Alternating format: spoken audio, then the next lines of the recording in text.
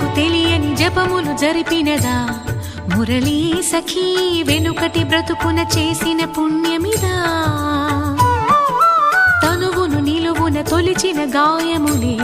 తన జన్మకి తరగని వరముల సిరులని తలచినదా కృష్ణాని